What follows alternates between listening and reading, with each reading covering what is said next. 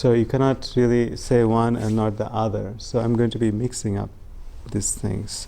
And this is important, I think, especially to people who are non-Muslims. You are probably all non-Muslims, are you? Okay. Because one thing that has been kind of eclipsed nowadays, one information, is that Islam is extremely open to other religions. Even more than Hinduism. I studied Hinduism and Buddhism and Islam and Judaism. I mean, Hinduism is quite open, I know that. But Islam is even more so. It's even more specific. It says, there's a verse in the Quran that says, those who believe, means believe in the Quran and the Prophet Muhammad, those who believe, and the Jews and the Christians, and any who believe in God, and do righteous deeds, and believes in the Day of Judgment, they will be rewarded by the Lord, and they have nothing to fear. And this theme is repeated several times. And there are a number of other things. It's an amazing statement, you know. I mean, here you are, this is a holy book of Islam, and it's openly declaring these things.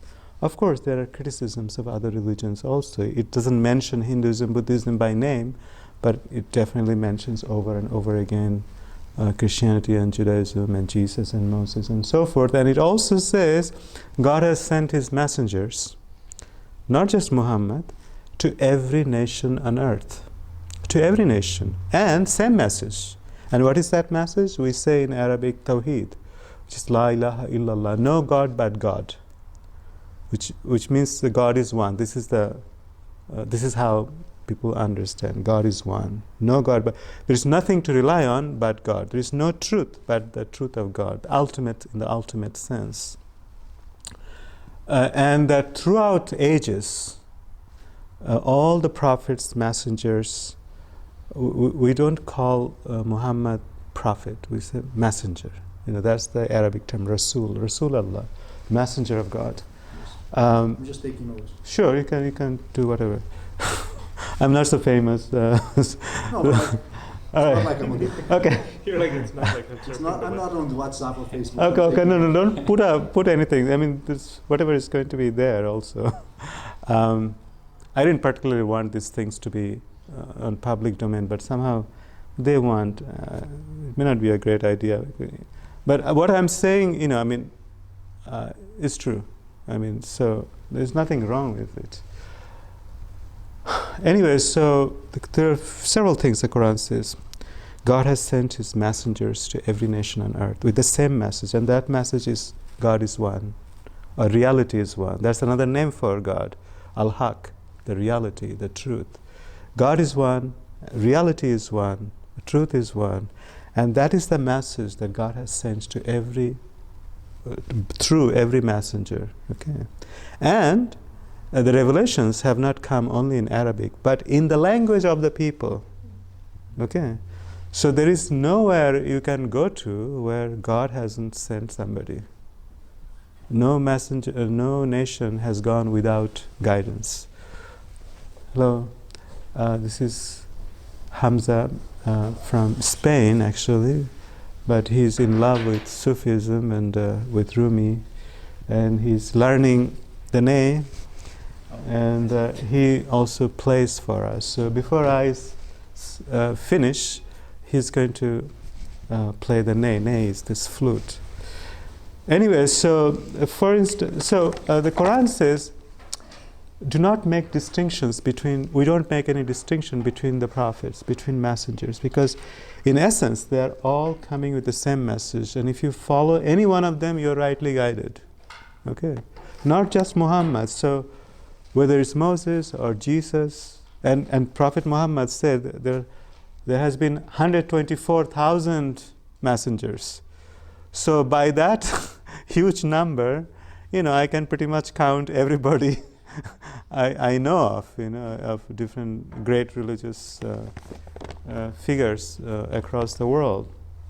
And the message has been, truth is one, Brahman is one.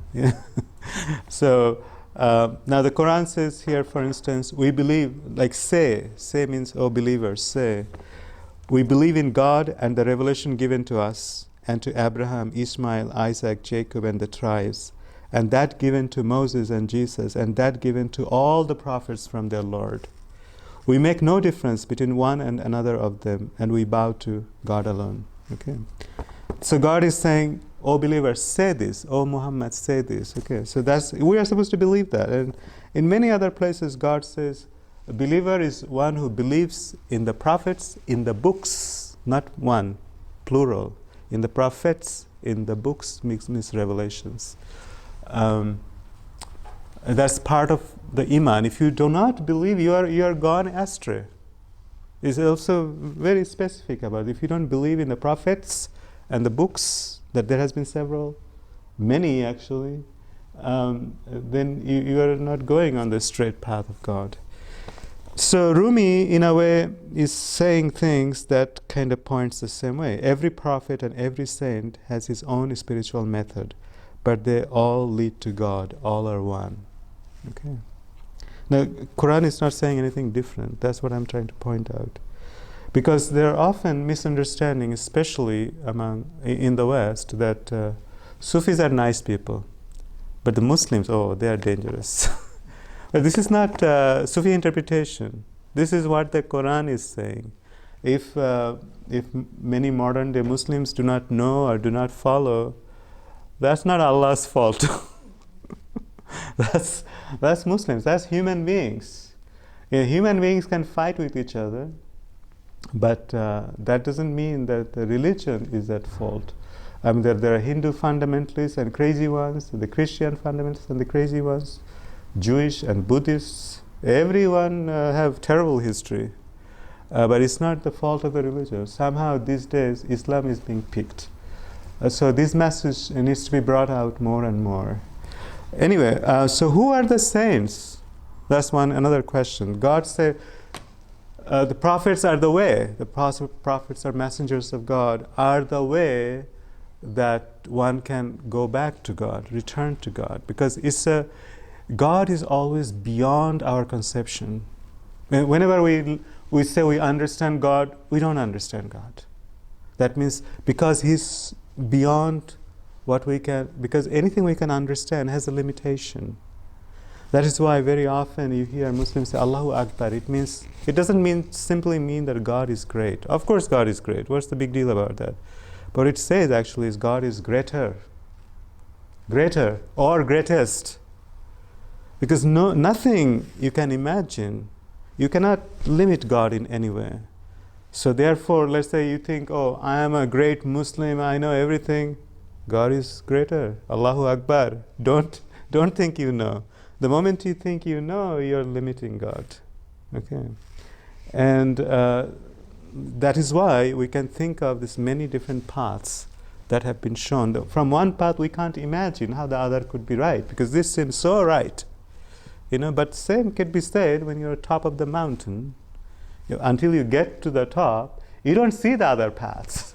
But when you're at the top, you can see, there are many ones. Anyway, but coming back to what Rumi said about this, like I said,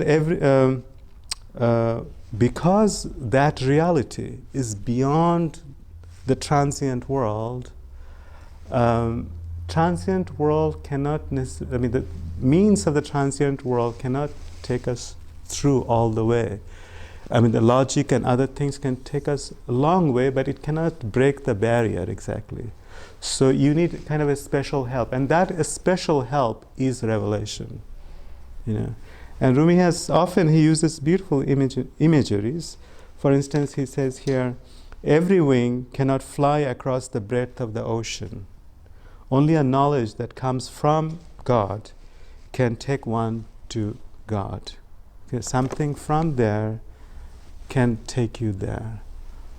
Or someone who is, who has internalized the wisdom that has been sent. So what is a Sufi, a saint? A saint is somebody who is not creating a new path, but who is someone who has followed the path shown by the prophets. And by following it, he has kind of internalized the wisdom, Prophets are chosen by God and sent. But saints are those who have walked the path shown by the prophets. And thus they become saints. A prophet doesn't have to become a prophet.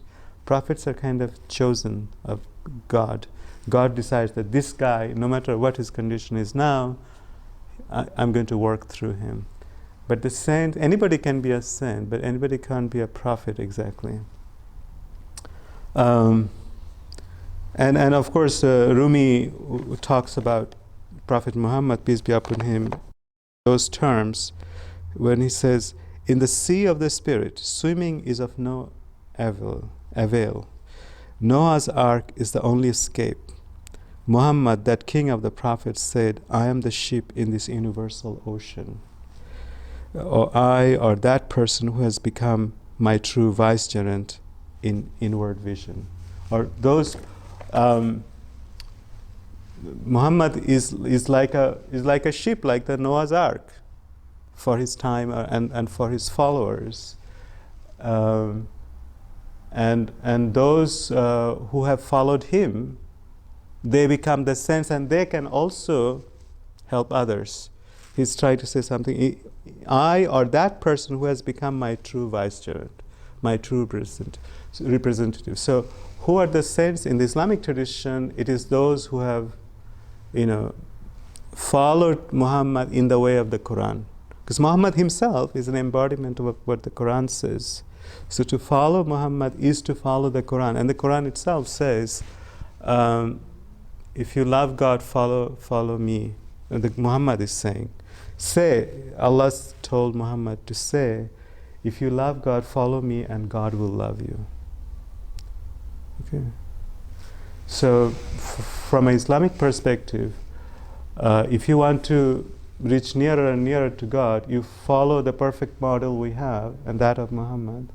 And that way we can purify our soul and attract God's love. Of course, God loves us always, but the more we purify ourselves by following what God tells us to do, the more, the love increases. Or the love is always there, and we purify our veil, or we take out our veils one by one, and we can feel the love more and more. Whatever way you want to see it. This is actually, in that sense, not very different from what other religions teach us, whether it's Christianity or Hinduism. And basically, it's the same deal. But in different traditions, it comes in with different rituals and different languages. But the message is essentially the same. There is a verse in the Quran that kind of summarized everything. I don't think I wrote it down here, but it is 5:48, Surah number 5, verse number 48, which says, God is saying, we have given the different laws and ways to different nations. If it was God's will, God would have made you all one, or one way. But such is not the case. So compete with it. So God is acknowledging that there are different religions, the different ways, different rituals. And then the interesting part comes even more so when God says, so vie with each other in good works. So the meaning is, do not dispute over these things, about differences, but compete with each other in good works. And at the end it says that when you return to God, God will explain to you about these differences. That means God also recognizes that there are differences that we cannot fathom. How can we reconcile the difference? Let's say we don't believe that Jesus was crucified and resurrected, and that's like the foundation stone for Christ. So, for Christianity. We can't agree with that, but God is saying you will not understand. There are differences that cannot be understood, but when you return to God, then God will explain to you why things are the way it is. But in the meantime, compete with each other in good works. This is very interesting. Now, return to God can also mean realization of truth. while you are living. Like the Prophet said that die before you die. Before you die, die in the sense your ego, kill your ego, or reduce it sufficiently so you can see the truth. So if we realize God here on earth, and all the means are available actually by remembrance, by doing what God tells us to do, by doing good works. For instance, there is another saying that God tells Prophet. He says, God says, my servants do not cease to come nearer and nearer to me through worship, through good works, until I love him. And when I love him, he sees through my eyes, grasps with my hands, walks with my feet. In other words, as we purify ourselves, as we surrender ourselves, in a way we act with his qualities. We manifest his qualities, you might say. Maybe not 100%, but we are way closer than we are normally. So now the Sufi way is a way of the saints, and the only difference between a normal Muslim and a Sufi is that Sufis believe that apart from what they know from books, they should also have a guide in this life. And a Sufi sheikh or a master is such a guide, and he's not a guide by his own right. He's a guide by the fact that he has followed the Prophet and kind of internalized that wisdom, that path. So if something goes against what the Prophet taught, what the Quran teaches, then he may not be the right person. So every Muslim hopes that he will find the right guide if he's interested so much in the spiritual path. But nowadays it has become more and more rare to find people who are on the path, on the spiritual path. But in the past, if you go back 100 years, almost the entire Muslim world was Sufistic. This is something people often don't realize, and actually same could be true in Hindu world. There was much more spirituality in the Hindu world than it exists today. In the Muslim world too, no matter where you go, people were connected to this or that sheikh. And same was true in Turkey. But even now, you can see plenty of people who are connected to this or that sheikh. But in the Muslim world, we don't call people who have sheikhs as Sufis. They're just Muslims who belong to this or that tariqah or a Sufi order. But this is also another thing that people in the West and who are non-Muslims nowadays, they don't realize. They think Sufis are a kind of a sect. There is no sect. There is Sunni and Shia. And there are some extremely minor ones like Ismaili, etc. They're like tiny, tiny parts. Sunni and Shia. Sunni is like 85% Shia, about 15%. But among Sunnis, Shias, we both have Sufis. For instance, my sister is you might say a Sufi, but if you tell her that she's a Sufi, she'll be shocked. What? I don't know about anything about being a Sufi, but she has a sheikh, and she's doing exactly what people know Sufis do. Anyway, you might have questions. I don't want to keep talking this way. You might have a question about what I am saying, and I'll be glad. It's easier when, because this is something I wrote like 5 years ago, and I thought this might help me. If you have any questions, I can answer to the point. But I was trying to say mainly that the prophets are chosen and sent by God, and saints are those who have followed the ways of the prophet. Let's say a prophet comes, creates a highway, and anybody who walks that path sincerely with heart and soul, and with the help of God, that person may also, come to a realization of truth, and can be known as a saint. But the model in the Islamic tradition is the Prophet Muhammad himself. So we might say he's the first Sufi. if that name means anything. But he must be the first one because he is the model for all Muslims, whether you're on the spiritual path or not.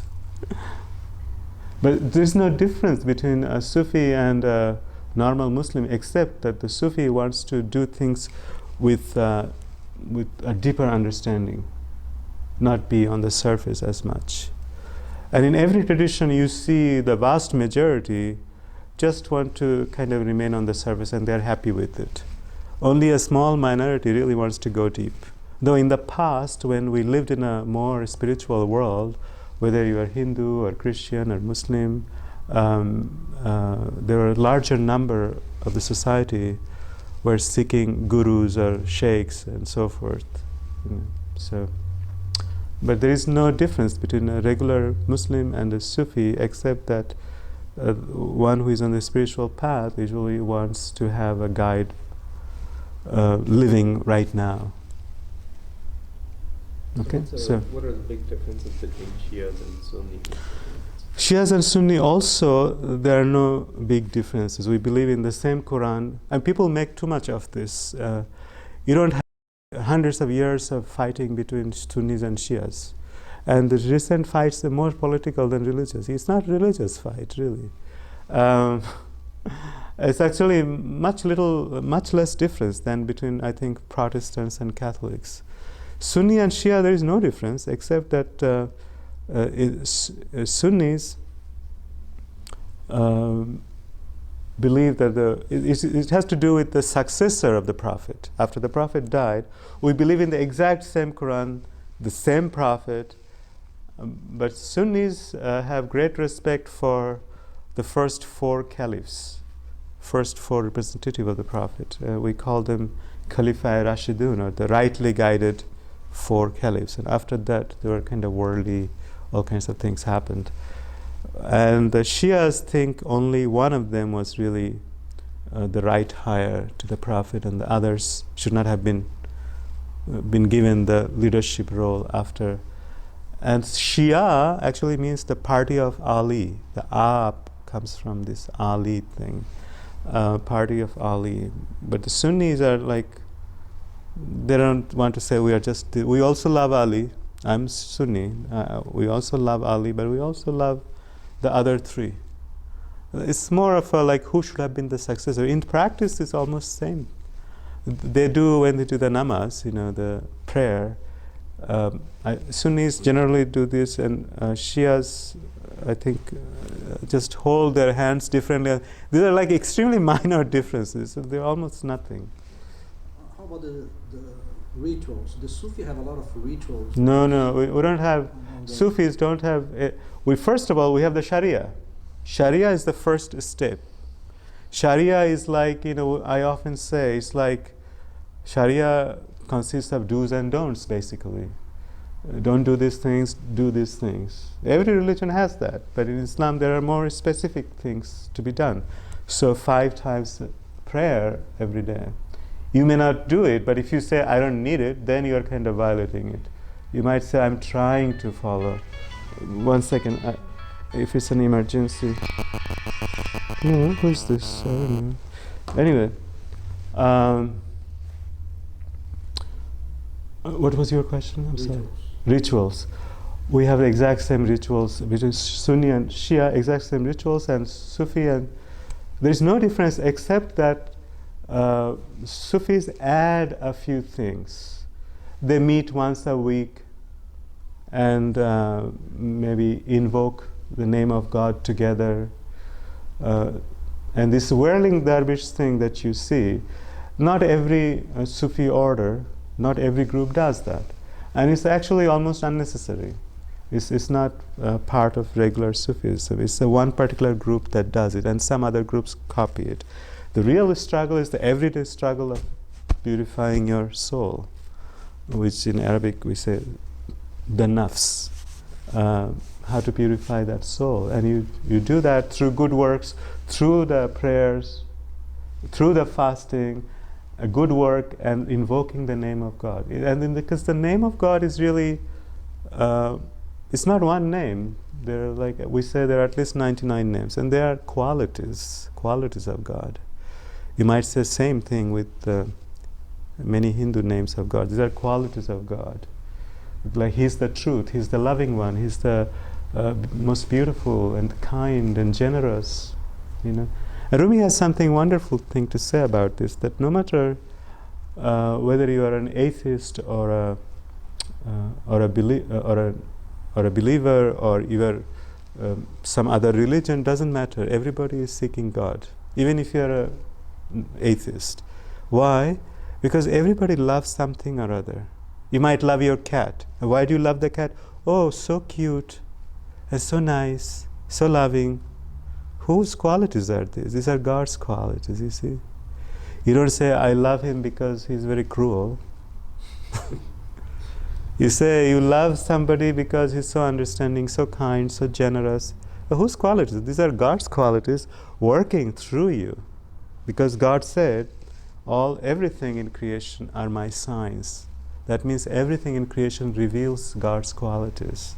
When something is a sign, like this is my sign, it says something about me. This jacket is my sign, it says something about me. So everything in creation, the cats, the trees, birds, oceans, they're all signs of God. Stars, signs of God. Through that we know something of God. Okay. Did I answer your question? Okay. Today I'm like forgetting. Any other question? Are you from any tradition? Because people in Hong Kong, they can be Christian or Buddhist or God knows what or nothing. You're Catholic, okay, yeah. By the way, I learned the other day, this great scholar in Northwest University in the US, his name is Gary Wills, a Catholic scholar, very famous. He recently wrote a book called What the Quran Meant. And many of what I said is what he said, that Islam is extremely ecumenical. You can see on YouTube, it's very nice actually. And it's just through him I learned that Pope Francis also, I think not too long ago, said that Islam is okay. The Quran is a spiritual book.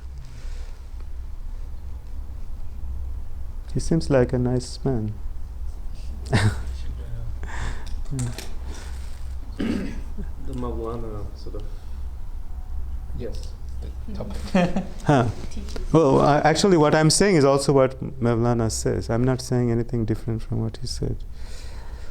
So I'm just curious, I mean, what would the population look like in terms of people who follow the Mevlânâ? Well, I mean, throughout the Muslim world, especially from Bosnia all the way to Indonesia, Malaysia, Maulana, the word Maulana in Turkish they say Mevlana because they don't have a W in Turkish language, okay?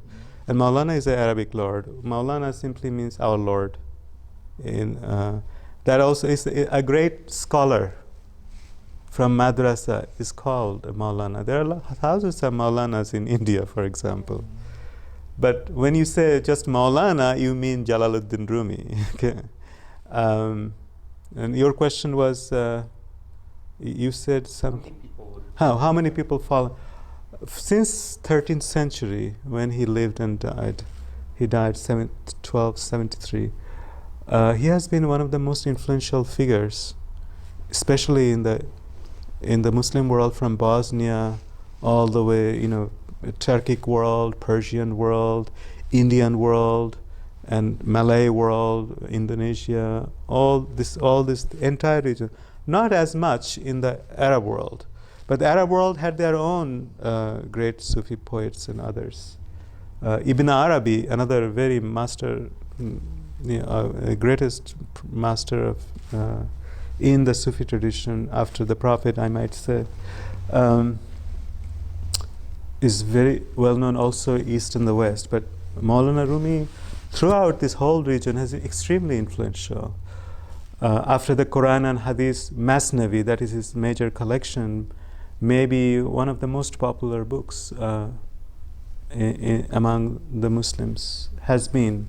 And even especially during marriage and other things, people will give you a Masnavi. I'm sure in India, also in various Indian languages. If you go to a Muslim home, and if they don't know Masnavi, that's very strange, especially in the older generation. Right now, I'm not sure anything is possible now, because people, I mean, whether you are a Hindu or a Muslim in South Asia, now people have become more secular. And Hindus don't know about Hinduism, Muslims don't know about Islam, and of course in America, Christians don't know about Christians. This is the way of the world now. But he's extremely, you cannot say just, we don't like follow him. There is no follower of him. People follow Islam or Tasawwuf, which is the Arabic word for Sufism. But he's just one of the spokespersons. Sufism is not his idea. He is like somebody who voiced the thing. In Masnavi, he says, this is the root of the root of the root of our religion. So he is in a way giving the essence. Not everybody is, as in every religion, not everybody is ready for spiritual kind of essence. People want to, at different levels, have different understanding. And the spiritual books are also like that, religions are like that. It can speak to everybody. Everybody can make something out of it, but certain things are not quite for everybody, maybe. But he says this is the root of the root of the root of our religion. And throughout his poems, you see him quoting the Quran or quoting the Prophet, and then kind of saying other things as a kind of a commentary. So some people have called Rumi's works as the Quran in Persian. And even though he lived and wrote here, his mother tongue was Persian, and almost everything he wrote was in Persian.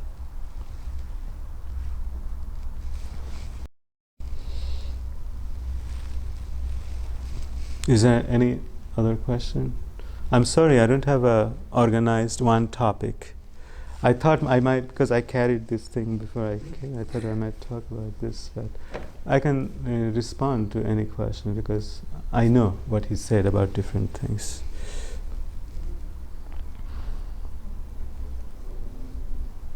So his work has had a pretty big influence. Oh yeah, yeah. I mean, this throughout.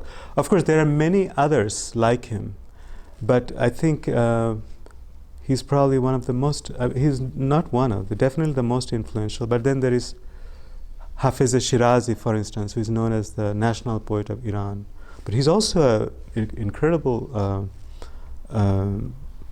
Sufi, And actually, Rabindranath Tagore said that part of his inspiration comes from Hafiz, Rumi, and Sadi. These are Sufi poets, and in the old days, the Hindus, especially the Brahmins, they were all learning Persian and reading.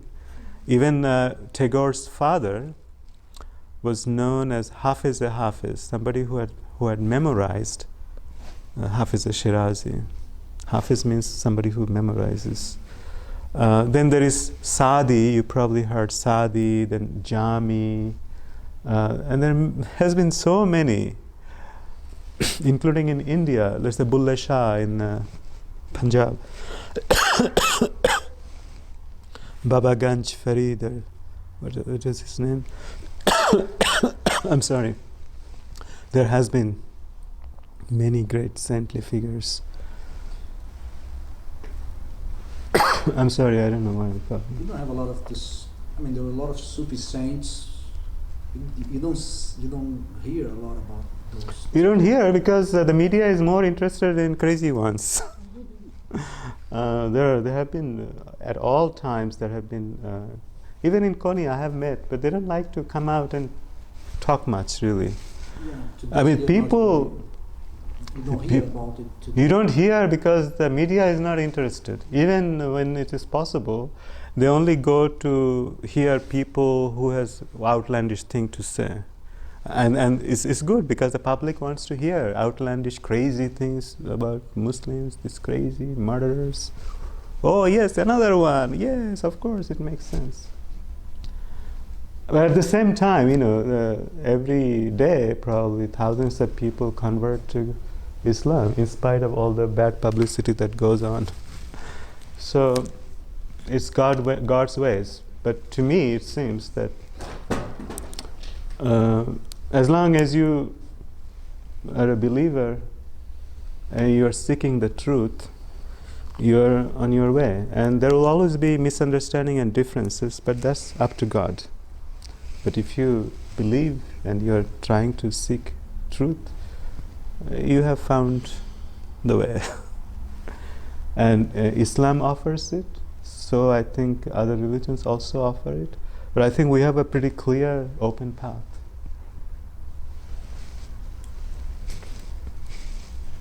Did I answer your question? Okay. So I want to know, you said prophets are chosen by God, so who is determined that person is actually a saint? Who determines who is, a saint? Yes. Prophet is different from saint. We know about the prophets, Uh-huh. From Abraham, Isaac, Yeah, Jacob, all those things. All those are prophets. We have, but saints, of course there can be fake ones, but by their actions, they're a little different from normal people. Over time, you see whether their words and their heart and their deeds are kind of one or not. You see whether what the Quran is saying is the truth, what the Prophet said is truth. Are they behaving accordingly? If you say you are a saint and every day you rob people or you do some bad things, most likely you are not. And saints have a different way. They don't talk, act, look like us. There's something different. I met one, I think, a great master in a village in Bangladesh, maybe about 100 miles from Dhaka. And I could tell that he's not really in this world. He's in this world, but at the same time, his heart is different. He's not seeing exactly what I am seeing, as if he's seeing through me. He's like seeing everything, and he's totally devoted to. He's always connected to God. They're not like me or you. They're a little different. I have met, I think, a few people. When I was very small, in Bangladesh, in my high school, I went to a boarding school, and I remember we went to a mosque. We used to go for the Quran class in a mosque, and one day one man came there, and he touched each one of these boys, and looked at us, straight into our eyes. And I still remember his eyes. It was very special, very special. At that time, I didn't understand much, but I never forgot that look. So now I think he was someone. And this man I met in a village, also I think, and he already knew what I was up to. I had a wish in my heart, and after I went there, I tried to help him, clean the room. I was picking up some cigarette butts and he said, "Stop that, go sit there." I was like, oh my God. I thought I'm being a cool guy and I'm picking up, cleaning. And he asked me to stop doing this nonsense and go sit there. Everything is the way he wants. And then all of a sudden he tells everybody to raise their hands, and say, we're going to do a prayer for Tariq, my name. And he prayed things that I inwardly wanted. This is another sign. You know them when you may not sometimes, some of them really want to remain hidden. They don't want to be known because people disturb. People will come and ask them for this thing, can you do this for me, that for me. So they sometimes want to be kind of remain hidden. Of course, they are doing God's work, and if God wants them to go out and get everybody, they'll get everybody. I want to stop because I want you to hear his beautiful name.